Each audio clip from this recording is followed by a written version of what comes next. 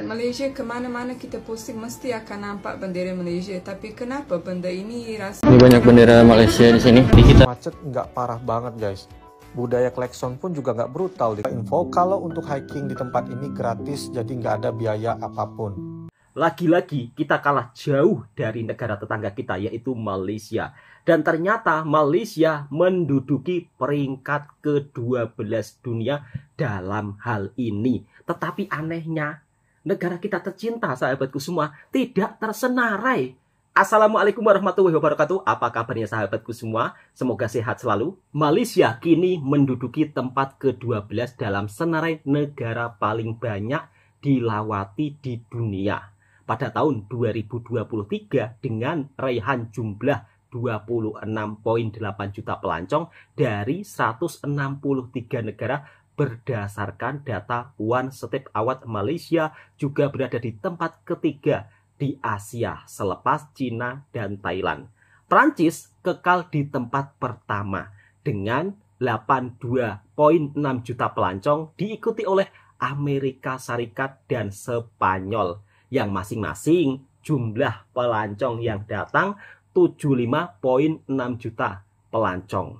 Malaysia mencatatkan peningkatan satu anak tangga berbanding tahun 2022 apabila berada di tempat keempat Asia. Tidak hanya sampai di situ saja, Malaysia kini berada di tangga ke-22 dalam ranking negara paling mesra di dunia.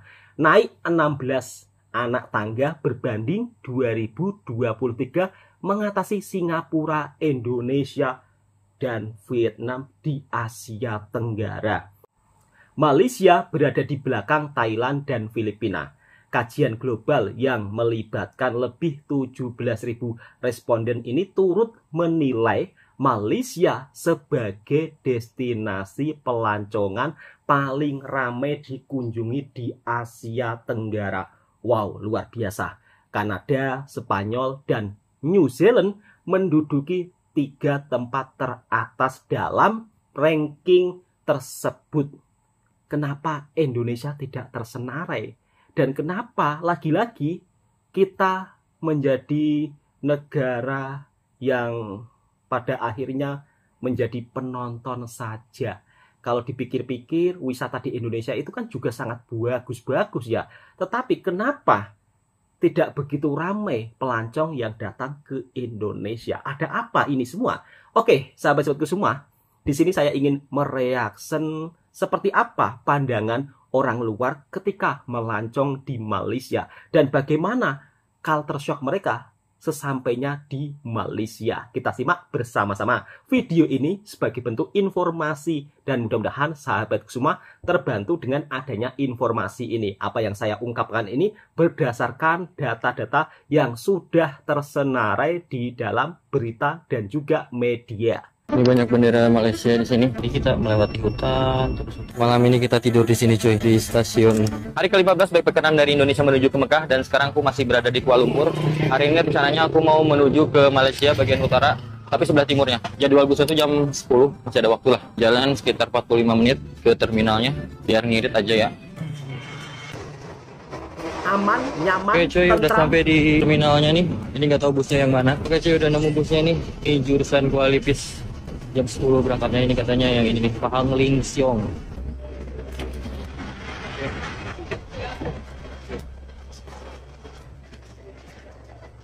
Tidak ada pengamen ya. Jadi kalau di Malaysia itu tidak ada pengamen yang naik bus, tidak ada. Sampai cuy, Kuala Lumpur. Oke cuy, udah sampai di Kuala Lumpur dan ini sekitar jam 12:30. Dari sini aku mau lanjut lagi menuju ke Kota Baru naik kereta, tapi jadwal keretanya tuh nanti jam 4 sore cuy. Kita sekarang makan dulu aja. Itu ada restoran sana. Oke, sudah makan. Kita lanjut menuju ke stasiun sebelah sana sih. Let's go. Stasiun kereta api Kuala Lumpur. Kuala Lumpur tuh kayak kecamatannya gitu ya, dan ini tuh berada di tengah-tengah pulau gitu. Bukan pulau, jadi kayak di tengah-tengah daerahnya tuh, kayak bukan di pinggir pantai. Pegunungan sih kayaknya nih. Selamat jalan. Stasiun KTMB Kuala Lumpur. Mau ke perbatasan. Ayo Thailand. Oke cuy, tadi udah beli tiketnya juga Rp11. Perjalanannya tuh nanti sekitar setengah 5 sore dan nyampe nya tuh sekitar setengah 12 malam kalau aku lihat di jadwalnya. Keretanya sudah terparkir, sudah ada, jadi kita langsung masuk aja. Sebelah mana ya? Gak tahu nih. Kita cek dulu. Oke, kita masuk coy. Masnya naik KTM. Si coy.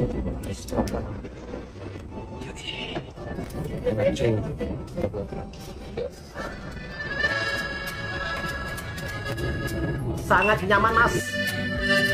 Dan seperti inilah perjalanan untuk menuju ke Malaysia yang berada di negeri Kelantan. Jadi uniknya tuh kereta ini tuh berhenti di desa-desa yang ada di Malaysia cuy, desa kecil.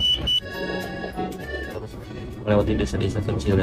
Sampai juga di Dan sudah sampai di Pasir Mas, bingung nih mau nginep Kelantan. di mana. Kayaknya malam ini kita tidur di sini aja. Besok baru lanjut ke rantau panjang perbatasan Thailand.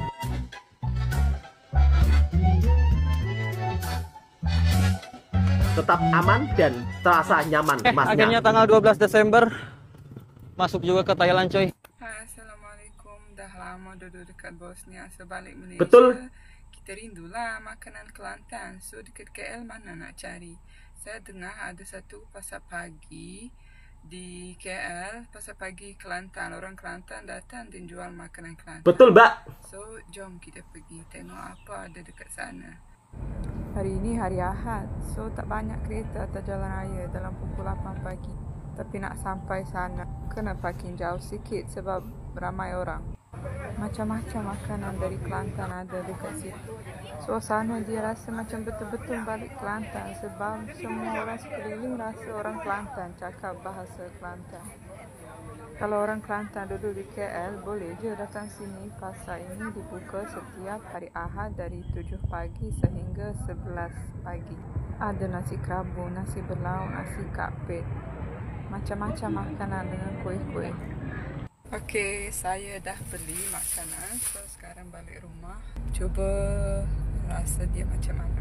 Kalau nak tahu pasar ini Amin. di mana, pasar ini di Jalan Pantai Dalam KL. Memang inilah yang saya teringin, nasi kerabu. Waalaikumsalam mbak. Sedap. Makanan lain pun semua sedap. 5 perkara tentang saya korang mungkin tak tahu. Jom. 1. Saya berkahwin umur 23 tahun and that is considered muda sangat in Germany, maybe normal di Malaysia, not so normal here. 2. Saya tak boleh makan gluten. That means saya tak boleh makan roti. So no roti canai for me. Saya tak boleh makan pasta pizza, tapi saya boleh makan nasi dan ubi. 3. Saya fasih dalam 3 bahasa. Bahasa Jerman, bahasa Inggeris, bahasa Rusia. Saya boleh berbahasa dalam bahasa Melayu sikit, belum fasih. Dan saya faham bahasa Perancis dan Sepanyol, tapi dah lupa sebab tak guna. 4. Saya selalu confuse 4 dan 6, tapi that's not the fact. Mak saya orang Jerman, ayah saya orang Rusia, Ukraine, so saya orang mix. Tapi I was born and raised in Germany. 5. Saya belajar di Germany, obviously. Saya buat bachelor's degree dalam Ternyata di KL International Business ada pasar Kelantan. Finance. Nasi kerabu, Masters enak. in HRM. Korang boleh komen berapa facts you knew about me already. See you next time. Oh, Hai, Kak. mbaknya cakep, Bagi nasi. mbaknya cakep, mbaknya nasi kuning. pandai cakap bahasa Melayu. Alright, oke. Boleh kuah campur dulu. Nasi banjirnya. Oh,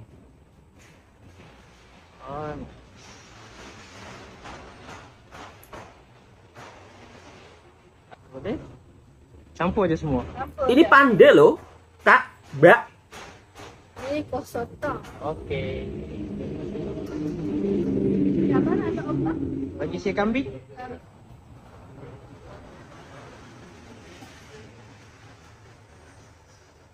Alright. Lepas tu saya nak ayam. Ayam. Ini boleh apa? Boleh? Okey, lepas tu kuali ikan. Okey, lepas tu sotong last. Potong. Nak yang besar kecil. Bagi yang besar. Pandai cakap bahasa Melayu mbaknya. Okay, macam ni berapa kak? Semuanya 39 sen. 50 sen eh. Nasi kuning, nasi apa ini? Bagi saya nasi bajet satu. Ini kena sebut. Si putih lah. Okey. Oh, ini nasi kandar. Nasi kandar Melayu. Jadi versi nasi kandar di Malaysia banyak jenis. Okey. Ada nasi kandar Mama, nasi kandar Melayu. Yang ini versi Melayu.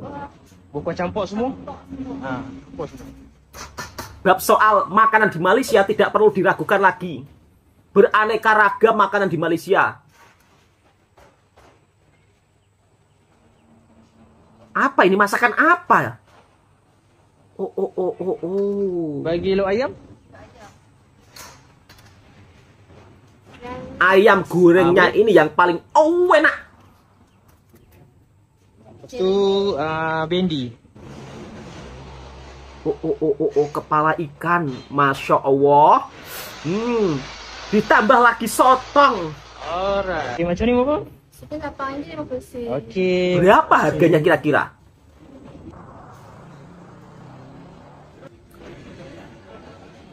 Murah banget. Kata siapa makanan di Malaysia mahal? Kata siapa makanan di Malaysia Dia bukan hari Sabtu. tidak berkualiti? Untuk hari Senin, atau pasti Faktanya kita bisa melihat sendiri, harganya murah, makanannya pun juga berkualiti, berkualitas. Mungkin kalau tidak yang pernah datang ke Malaysia,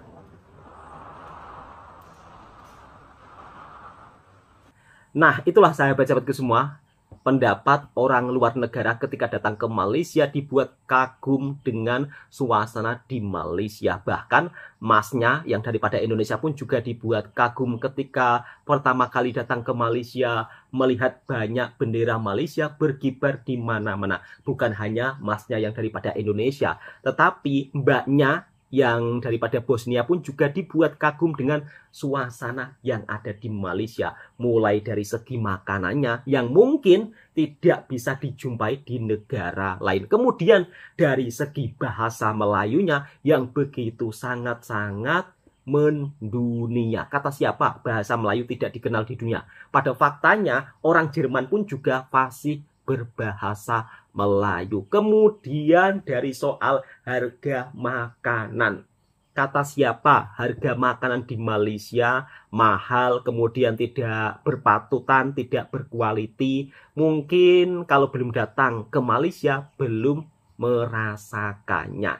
Jadi kalau harga makan di makanan di Malaysia, sahabat-sahabatku semua, dari segi komentar saya harganya paling murah, ya kan, dengan istilahnya apa ya, maksud saya itu dengan kadar gaji yang cukup lumayan. Kemudian kalau kita membelikan makanan itu ya, kalau dari segi pandangan saya murah. Oke, langsung kita lanjut ke video berikutnya. Bagaimana pendapat orang Indonesia ketika berada di Malaysia? Kira-kira memberikan komentar dan tanggapan apa? Kita simak bersama-sama. Salah satu hal yang bikin banyak orang nyaman termasuk gua untuk kerja di Kuala Lumpur adalah sistem transportasi umumnya yang baik. Bisa dibilang hampir semua transportasi umum yang ada di Kuala Lumpur ini terintegrasi dengan baik. Wow. Paymentnya pun juga gampang, bisa dengan kartu tap and go atau single trip coin. FYI, kalau kalian jalan-jalan ke Kuala Lumpur pun banyak banget pilihan transportasi publik yang murah. Mulai dari kereta MRT, LRT, KTM hingga monorail. Untuk fasilitas publik di dalam stasiun-stasiunnya pun juga sangat nyaman dan luas untuk nunggu guys. Baca map jalur transportasinya pun juga nggak bikin bingung. Selama gua naik transportasi umum di jam pergi dan pulang kerja nggak pernah sekalipun gua desak-desakan. So memang sekozi itu sih. Bahkan nggak hanya di kereta, ketika gua naik bus pun gua nggak pernah terjebak macet. Kalaupun macet nggak parah banget guys. Budaya klakson pun juga nggak brutal di Kuala Lumpur. So gimana menurut kalian? Kayaknya gue tuh bener-bener gak bisa kalau nggak hiking. Nah karena hari ini gue day off kerja, jadi gue memutuskan untuk pergi hiking di salah satu bukit yang ada di Kuala Lumpur. Gue langsung aja naik LRT dan juga bus untuk ke tempat ini, namanya Sri Bintang Hill. Waktu itu gue solo hikingnya sore-sore dan kebetulan siangnya itu habis hujan deras guys. Jadi treknya licin banget, kalian lihat nih tanah liat. Untuk hutannya juga lumayan tertutup lah, tapi masih dapat sinar matahari. Dan gue rasa buat hiker pemula, Sri Bintang Hill ini cukup recommended sih. Dari bawah sampai ke puncaknya itu hanya butuh waktu sekitar 15-20 menitan aja, cukup cepat guys. Ketinggian bukit ini hanya sekitar 200-an mdpl dan ada 2 puncak. Puncak pertama dengan view perkotaan seperti ini guys. Nih, lihat clear banget kan berbagai gedung-gedung tinggi yang ada di Kuala Lumpur. Terus gue lanjut ke puncak kedua dengan naik turun ratusan anak tangga ini. Lumayan sih buat latihan kardio juga. Anyway, gue juga lupa info kalau untuk hiking di tempat ini gratis, jadi nggak ada biaya apapun. Gratis. Nah, ini puncak keduanya dengan view yang sebenarnya sama aja, cuma dari sisi yang berbeda guys. So, kalian tertarik nggak sih hiking di tempat ini? Kalau ada yang nanya kota apa yang paling memorable di Malaysia buat gua bakal bilang bukan Kuala Lumpur, tapi Ipoh. Waktu tempuhnya juga cuma 2,5 jam dari Kuala Lumpur. Dan gua jatuh cinta dengan how the city deliver its love to me. Benar-benar slow living dan jauh dari gegap gempita atau hiruk pikuk. Mau kulineran enak. Tourism spot bikin gue bener-bener super healed karena mostly nature. Arsitektur bangunan juga klasik dan unik. Jadi kalau lo punya waktu lebih di Malaysia dan masih nggak tahu mau kemana, please masukin Ipoh sebagai salah satu destinasi lo untuk liburan. Ya transportasi ke sini juga gampang. Lo bisa naik bus atau kereta KTM dari KL Sentral. Jadi kapan kalian ke Ipoh?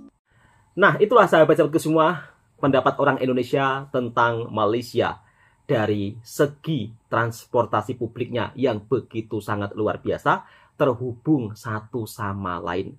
Dan kota Kuala Lumpur ternyata juga membuat beliau begitu sangat kaget dan terkejut. Ternyata masih ada hutan kecil yang dimana hutan tersebut bisa untuk sukan atau hiking dan tanpa perlu membayar, gratis. Itulah yang membuat beliau culture shock selama berada di Malaysia. Bukan hanya tentang Kuala Lumpur saja, tetapi soal kota yang lainnya juga tidak kalah menarik lagi. Seperti yang diceritakan masnya di dalam video tersebut, yang dia buat, yang pendapat dia gitu loh, pendapat dia menurutnya kota yang paling sangat estetik atau sangat indah menurut dia bukan Kuala Lumpur, ternyata jatuh ke Ipoh. Mungkin setiap orang beda pendapat, kira-kira seperti itu sahabatku semua. Dan beliau pun juga amat-amat merasa sangat kagum dengan suasana di Malaysia. Tidak ada budaya klakson, tidak ada berdesak-desakan. Mungkin itu juga menjadi daya tarik tersendiri ya ketika orang yang datang ke Malaysia. Oke, cukup sampai di sini dulu videonya. Semoga video ini juga bisa memberikan informasi dan hiburan buat para sahabatku semua. Dan jika suka dengan videonya Bang Toha Reaction Mersing, silakan tekan tombol merahnya, subscribe, like, komen, dan bagikan ke sahabat Anda semua. Assalamualaikum warahmatullahi wabarakatuh.